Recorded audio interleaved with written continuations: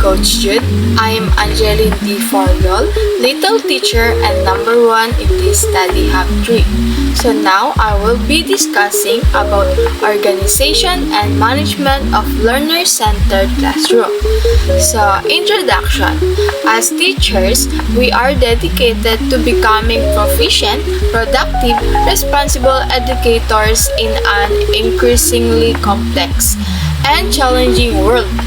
We do not just instruct, assess, and guide our students, but are challenged to serve as effective classroom manager to our students towards quality learner.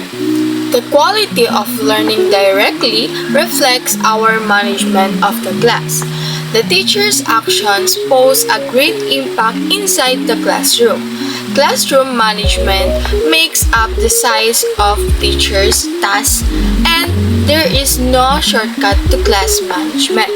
It's either you will be successful or fall in dealing with your students. So as a teacher, managing your classroom effectively is a big part of helping students learn better. It's not just about teaching the lesson, it's also about organizing the space and setting routines that help students focus and understand what to do. A well-organized classroom is clear procedures, make learning easier, and create a positive environment. So now let's proceed to the forms of learning-centered classroom organization, procedures, and physical structure. Physical setup is one of the most important components in teaching. It reflects your teaching styles and it also reflects you. How we design our classroom has an impact on the way our students think clearly. A conducive learning environment promotes effective teaching and learning. So, we have here the room structuring. Room structuring, the way you arrange your classroom, affects how students learn and interact. Different setups work for different teaching styles and activities. So we have here the first, individual learning. A student work alone at their own speed based on their abilities. For example, create learning stations around the room for independent reading, math practice, or science experiments. Set up a quiet corner where students can work alone without distractions. So next, we have here the group learning. Students work together in small groups to complete tasks or ideas. For example, arrange desks in groups of 4 to encourage teamwork on projects. For example, in the science experiments, each student has a specific role. So next is frequent whole group discussions. A whole class participate in discussions with everyone able to see and hear clearly. Example, arrange desks in a U shape or a circle. This helps during debate or class discussions so everyone see each other and feel included. So the last one is activity-oriented classroom. Space is provided for hands-on or messy project. For example, set up a large table for group arts projects or science experiments. Create a separate area for painting, crafting, or other creative tasks. So now let's proceed to the classroom routines and procedure. Creating consistent routines for common classroom events like getting attention, correcting homework, excusing oneself, posting visuals, updating on missed lessons, break time, and clearing desks. Help maintain order and frees teachers to focus on instruction. Establishing routines is not that difficult. For teachers who are strict and non-negotiating, establishing a routine sends a message to students that they should cooperate and maintaining order in the classroom. According to Erlinda D. Omano and Ana Ruby M. Paes, classroom events that can be routinized are the following. First is getting the attention of students to respond to a particular question, reaction, etc. A quick method to quiet the class and focus their attention. For example, use a simple phrase like class, and student responds yes, yes. You can also use a bell or clapping pattern to signal quiet time. The second one is correcting homeworks in class, an organized way to review and check homework. For example, collect homework at the start of the day. For a group correction, let students check their work with a partner while you review answers on the board. The third one is excusing oneself from class for emergencies purposes or use of the comfort room. A clear process for leaving the room during class.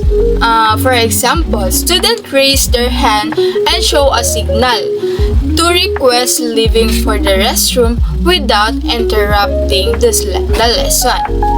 Number 4. Posting of visual aids on the board, a system for students who were absent to catch up on missed work. For example, keep a missed work folder. You will place copies of assignments. Absent students, check the folder and complete any missed tasks. The fifth one is updating oneself on missed lessons, a system for students to catch up on work when they are absent. For example, absent students check a missed work folder for notes and worksheet. And a classmate or the teacher shares the lesson they miss. So number 6, going out of the room during break time. A routine for students to leave and return to the classroom during break. For example, students wait for the bell before leaving and return when the next class starts, lining up quietly before leaving the classroom. The next, we have here the cleaning the table and desk after performance of tasks. A routine for keeping the classroom clean. For example, at the end of each day, assign students to check and clean their desk. Rotate clean up jobs quickly to keep things fair. Number 8, swapping partners during discussion, changing discussion partner in a organized way. For example, the teacher says, find a new partner, and student switch seats. The second to the last is forming participatory groups, creating small groups for activities or projects. For example, students count of 1, 2, 3, and 4 to form groups. The teachers assigns group based on a specific task. The last one is reporting and sharing responses, a method for students to present their answers or ideas to class. Example, a group leader shares their group's answers with the class. Students take turn presenting findings after a group discussion. So let's proceed to the next topic. Benefits of routines.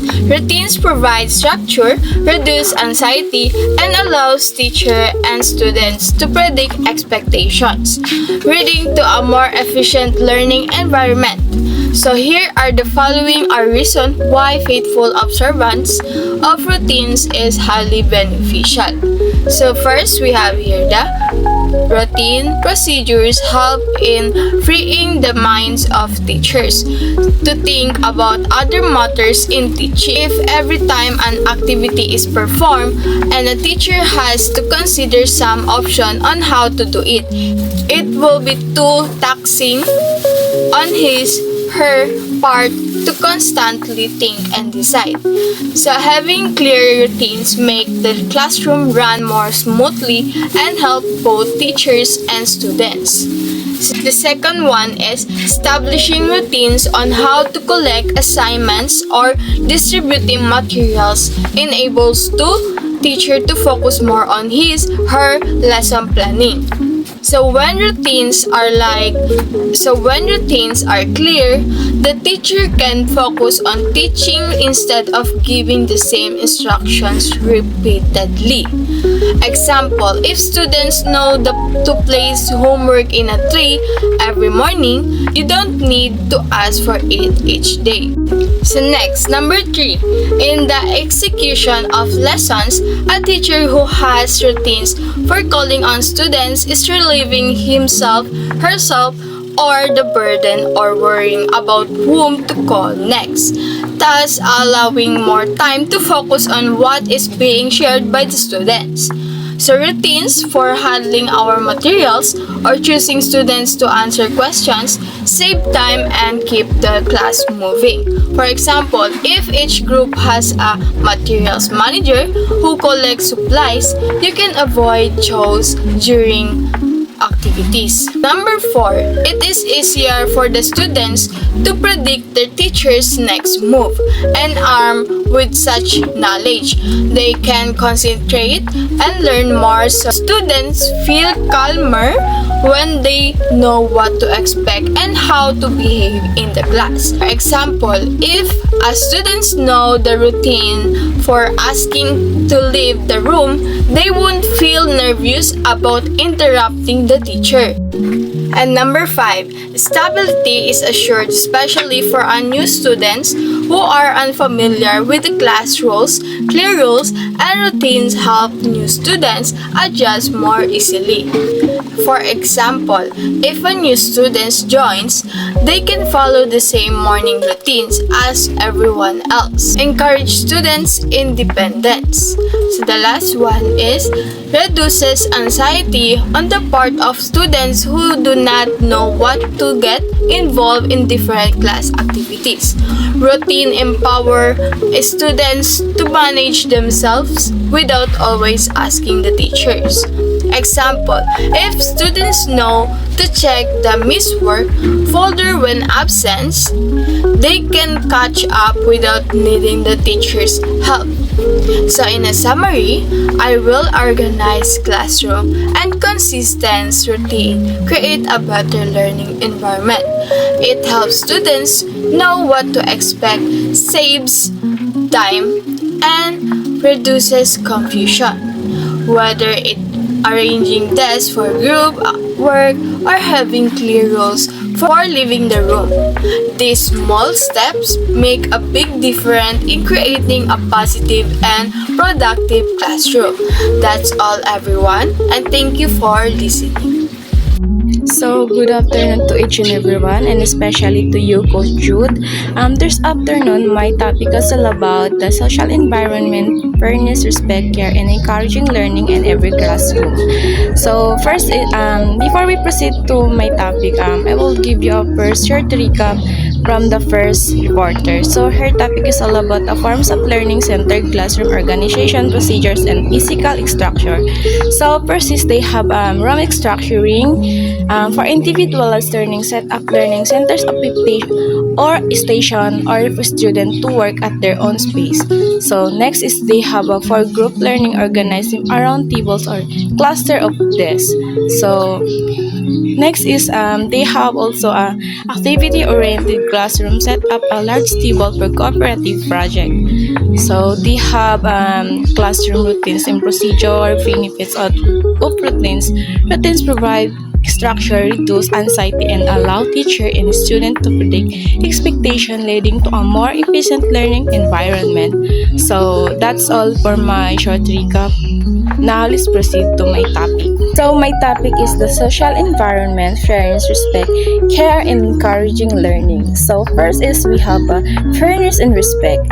A strong foundation for a positive classroom is established by upholding fairness and respect. So this means creating a consistent and organized environment where students understand expectation, take responsibility for their action, and feel safe to make choices. So next is encouraging learning. learning. Teacher act as facilitator, valuing student perspective and opinions.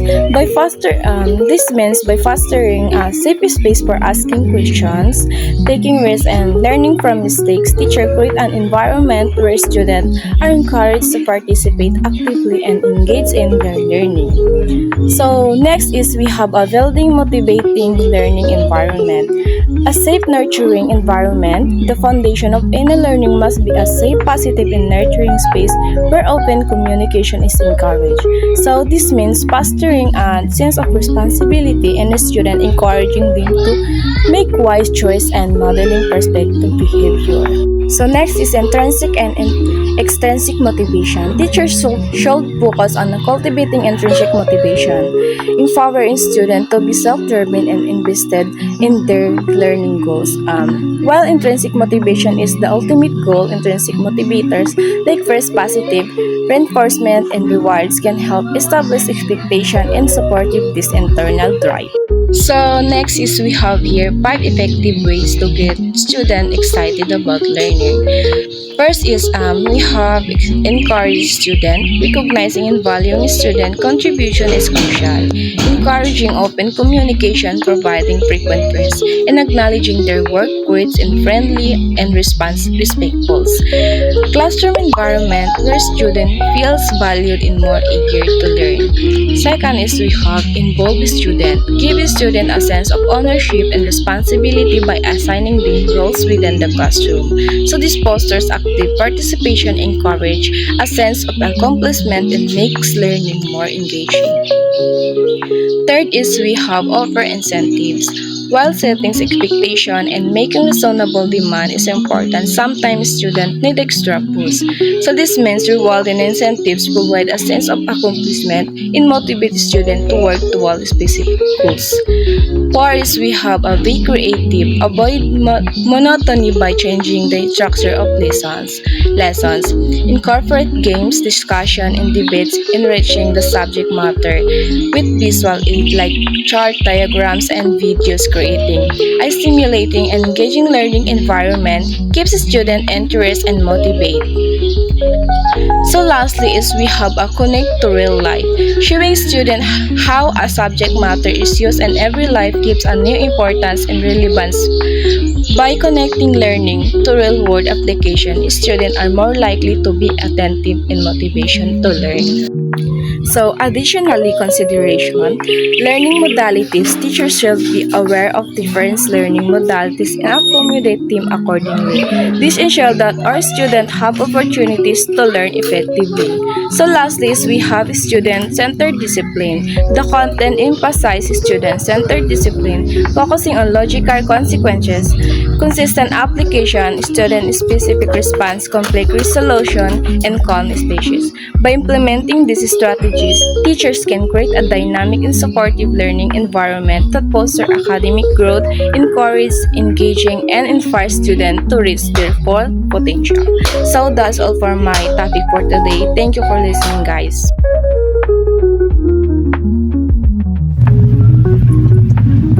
Good day, class and Coach Jude. I'm Rosibea Kyuta Kuning, the third member of Study Hub 3. Before I begin discussing the learner-centered classroom rules and responsibilities, let me first give you a quick recap on creating a positive and motivating learning environment. Creating a positive and motivating learning environment, a learner-centered classroom is built on fairness, respect, care, and encouragement. Teachers play an essential role as facilitators, ensuring that students feel valued, heard, and supported. A welcoming classroom climate fosters engagement and allows students to take responsibility for their learning.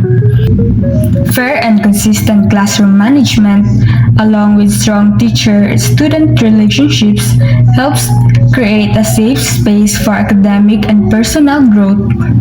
Motivating students is crucial in this environment. It involves creating a safe, positive, and structured classroom where both intrinsic and extrinsic motivation are encouraged.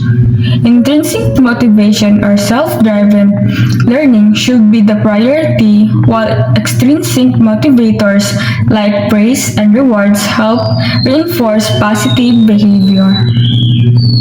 5 effective ways to excite students about learning. Number 1. Encourage students. Recognize their efforts and maintain a respectful, positive atmosphere. Number 2. Involve students. Give them responsibilities to promote active participations. Number 3. Offer incentives. Use rewards and praise to reinforce positive behaviors. Number 4. Be creative. Use engaging methods like games, discussions, and visual aids. Number 5. Connect learning to real life. Show students how knowledge applies to everyday situations. By incorporating different learning styles and using student-centered discipline, teachers create a structured yet flexible environment that empowers students. A well-organized, engaging, and motivating classroom is key to fostering independent, responsible, and enthusiastic learners. Now that we understand the importance of a positive learning environment, today I will discuss the learner-centered classroom, rules and responsibilities, and how it differs from traditional teaching methods. A learner-centered approach shifts the focus from the teacher to the student, encouraging engagement, critical thinking, and collaboration. What is a learner-centered classroom? A learner-centered classroom is a learning environment where students take an active role in their education. Unlike traditional classroom where teachers direct everything, this approach allows students to explore topics, think critically, and collaborate with their peers. It focuses on their needs, interests, and learning styles, making education more meaningful and effective. Teachers' roles and responsibilities. In a learner-centered classroom, teachers act as facilitators rather than sole sources of knowledge. Their roles include recognizing and accommodating different learning styles, providing structure without being overly directive, listening to and respecting students' perspectives, encouraging shared decision-making, helping students solve problems using open-minded questions. Instead of just giving answers, teachers guide students to think critically and find their own solutions.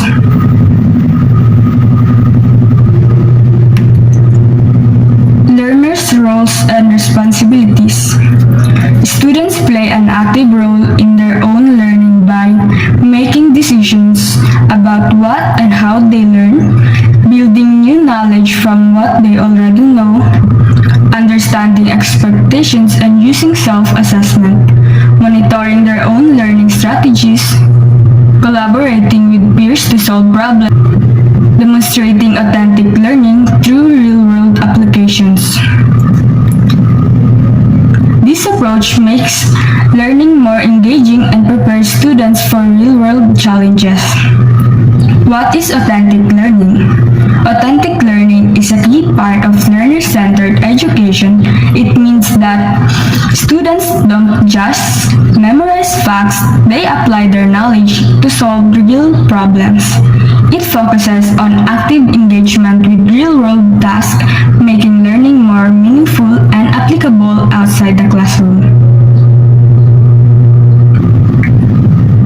Examples of authentic learning. There are many ways to integrate authentic learning into education. Some examples include project-based learning. Students collaborate on projects that address real-world issues such as climate change or community development. Service learning. Students volunteer in communities applying their skills to solve real problems while learning about social issues. Inquiry-based learning. Students ask questions, research topics, and find answers on their own, fostering critical thinking. Collaborative learning. Working together on projects helps students develop teamwork and communication skills. Benefits of a learner-centered classroom. A learner-centered classroom provides several benefits, including encouraging independence and responsibility, developing critical thinking and problem-solving skills, enhancing collaboration and communication, preparing students for real-world challenges. So this approach ensures that students are not just passive listeners but active participants in their education. So, in conclusion, a learner-centered classroom empowers students by giving them control over their learning, teachers guide and support them, while students actively participate, collaborate, and apply their knowledge to real-world situations. Authentic learning bridges the gap between classroom education and real-world applications. Hi, Coach Jude. I'm Jillian T. Atilano, member number 4, Study Hub 3. So first, I will recap about the learner-centered classroom, roles and responsibilities. In a student-centered classroom, both teachers and learners have important roles that differ from the traditional setup. In teacher's role, number 1, understanding and support different ways students learn. Number 2, give structure without controlling too much. Number 3, respect students' opinions. Number 4, guide decision making and teamwork. Number 5, help students solve problems by asking thoughtful questions. Let's go to learner's role. Number 1, take an active role in learning. Number 2, decide what and how they will learn. Number 3, build on what they already know. And number 4, set goals and assess their own progress. And last one is track their learning and find ways to improve. So, authentic learning means applying knowledge in real-life situations, not just memorizing facts. For example, service learning, volunteer and help the community. Internships, gain experience in real workplace. Experiments and field trips, learn through hands-on activities. Research and inquiry, ask question and find answer. Group work, collaborative and share ideas. So now, let's proceed to my topic about classroom routines and procedures. Classroom routines and procedures are important for creating a positive learning environment. One of the key aspects of this discipline in a learner-centered classroom, discipline is not about punishment, but about teaching students responsibility, respect, and self-control. Number 1 is collaborative class norms. Class norms are rules that guide students' behavior. Instead of teachers making rules alone, students should be involved in creating them. This helps them understand the reason behind the rules and makes them more willing to follow them. Number 1 example, be respectful. Treat others with kindness. Listen when someone is speaking and use polite words. Example, during a class discussion, a student interrupts another student while they are speaking. The teacher reminds the class of the big respectful rules. Number 2, be responsible. Take care of your materials, complete assignments on time, and follow through on commitments. Example, students forget to bring their homework. Instead of giving an immediate consequences, the teacher reminds the student that being responsible means bringing materials every day. The student is given a chance to complete the work during lunch or recess. Number 3, be safe. walk in the classroom, use materials properly, and keep hands to yourself. Example, a student runs to their seat, almost knocking over a chair. The teacher stops the student and reminds them about the importance of walking to avoid accidents. The student then walks back to the entrance and returns to their seat properly. Number 4, be kind and supportive. Encourage classmates, offer help when needed, and avoid negative comments. Example, a student struggled to answer a question, and another student laughed. The teacher gently reminds the class. Last one is number 5, listen and follow direction. Pay attention to instructions, ask questions if confused, and follow through on tasks. Example, a group of students continues talking after the teacher has given directions. The teacher pauses and says, I see that some of us are not following the listening rules. Let's all pause and make sure we understand the task before continue. So now, let's talk about the logical consequences. Logical consequences are the results of actions based on logic and reason.